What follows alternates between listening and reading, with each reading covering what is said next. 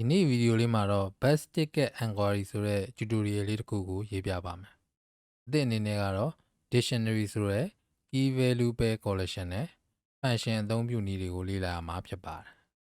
မရေးခင်မှာ program ကလိုချင်တဲ့ပုံစံလေးကိုအရင်ရှင်းပြပါမယ်။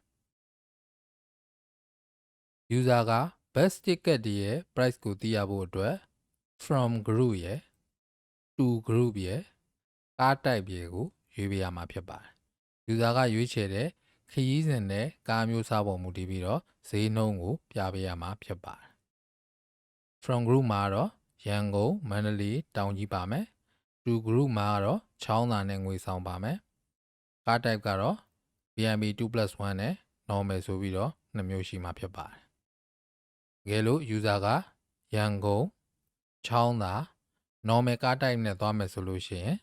2,700 ဆိုတဲ့ best ticket ရဲ့ price ကိုပြပေးရမှာဖြစ်ပါတယ်။ခရီးစဉ်အားလုံးနဲ့ကားအမျိုးအစားလိုက်ဈေးနှုန်းတွေကတော့ဒီဘက်ကဇာတ်မှာဖော်ပြထားပေးပါတယ်။တကယ်လို့မန္တလေးကနေပြီးတော့ငွေဆောင်ကို VIP နဲ့သွားကြတယ်ဆိုလို့ရှိရင် 4,100 ကျပ်ပါ။တောင်ကြီးကနေပြီးတော့ချောင်းသာကို normal နဲ့သွားမယ်ဆိုလို့ရှိရင် 4,800 ကျပ်ရမယ်ထင်ပါတယ်။ဒီဈေးနှုန်းဇယားကိုမှတ်ထားဖို့အတွက်ကျွန်တော်တို့ dictionary collection ကိုအသုံးပြုသွားမှာဖြစ်ပါတယ်။ dictionary ဆိုတာကတော့ key နဲ့ value အတွဲလိုက်မှတ်သားထားတာဖြစ်ပါတယ်။အခု tutorial မှာတော့ခရီးစဉ်ကို key အဖြစ်ထားမယ်။ဈေးနှုန်းကို value အဖြစ်ထားပြီးတော့သုံးမှာဖြစ်ပါတယ်။ပထမဆုံးခရီးစဉ် data တွေအားလုံးကိုလွယ်ကူသွားအောင်ကိုယ့်အဖြစ်ပြောင်းလိုက်ပါမယ်။ from မှာဆိုရင်ရန်ကုန်ကို1မန္တလေးကို2တောင်ကြီးကို3လို့သတ်မှတ်လိုက်မယ်။ 2မှာကတော့ချောင်းသာကို1ငွေဆောင်ကို2လို့သတ်မှတ်လိုက်မယ်။ card type ကိုတော့ VIP ဆို1 normal ဆို2လို့သတ်မှတ်လိုက်ပါမယ်။ဒါဆိုရင်ဈေးနှုန်းဇယားကအခုလိုပြောင်းလဲသွားတယ်လို့မြင်ကြည့်နိုင်ပါတယ်။ရန်ကုန်ငွေဆောင် VIP ဆိုရင်ခရီးစဉ်ကုတ်က1 2 1ဒါဆိုဒီဘက်က1 2 1ကိုကြည့်လိုက်လို့ရှိရင် 3,000လို့ရမှာဖြစ်ပါတယ်။တောင်ကြီးချောင်းသာ normal ဆိုလို့ရှိရင်ရောတောင်ကြီးက3ချောင်းသာက1 normal က2 312 312ဆိုလို့ရှိရင်တော့ 4,800 ကျပ်လို့ရမှာဖြစ်ပါတယ်။ရမယ်ထင်ပါတယ်။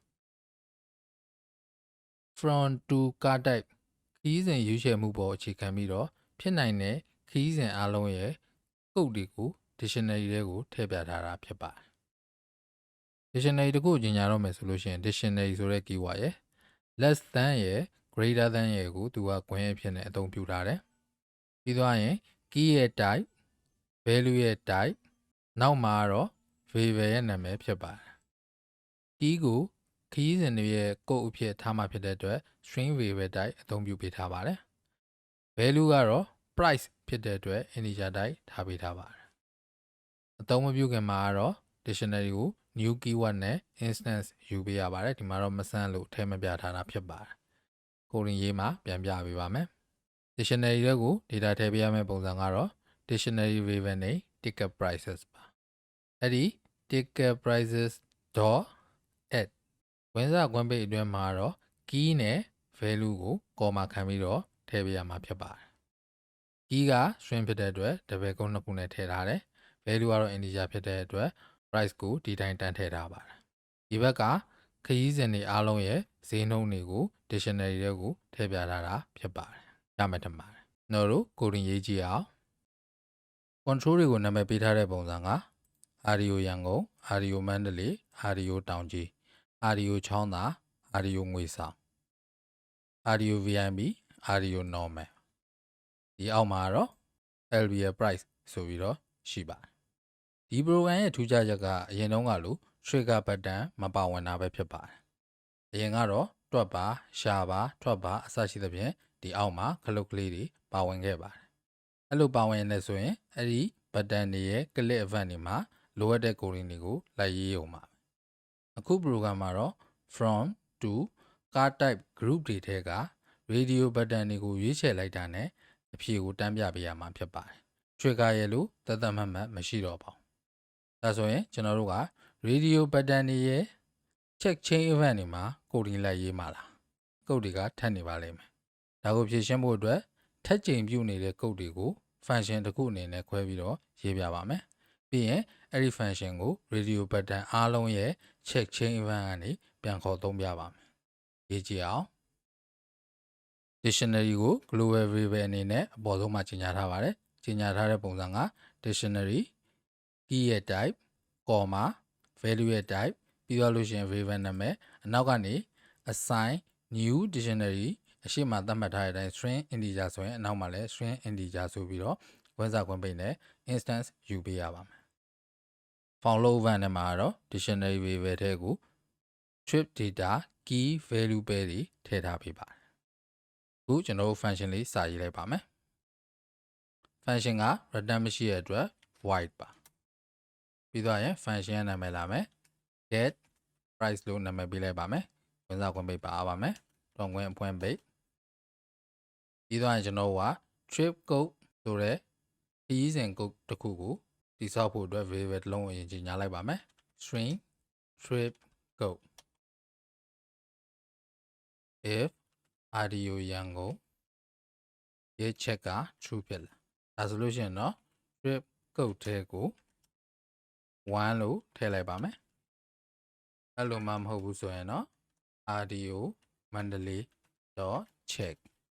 ဒီလိုဖြစ်ခဲ့မယ်ဆိုလို့ရှိရင်တော့ trip code ထဲကို2လို့ထည့်လိုက်မယ်အဲ့လိုမှမဟုတ်ဘူးဆိုလို့ရှိရင်တော့ trip code ထဲကို3လို့ထည့်လိုက်ပါမယ်ဒါဆိုရင်ခရီးစဉ် code ရဲ့ပထမတစ်လုံးကိုရှာပြီးပါပြီဒုတိယတစ်လုံးကိုဆက်ရှာလိုက်ပါမယ် if radio ချောင်းတာ .check ဖြစ်ခဲ့တယ်ဆိုလို့ရှိရင်တော့ trip code ကိုဒီချိန်မှာ assign မဟုတ်ပါဘူး plus equal လုပ်လိုက်ပါမယ် append လုပ်လိုက်ပါမယ်1လို့ထည့်လိုက်ပါမယ်အဲ့လိုမှမဟုတ်ရင်တော့ငွေဆောင်ဖြစ်ပါတယ်ဒါဆိုလို့ရှိရင်ဒီမှာလည်း plus equal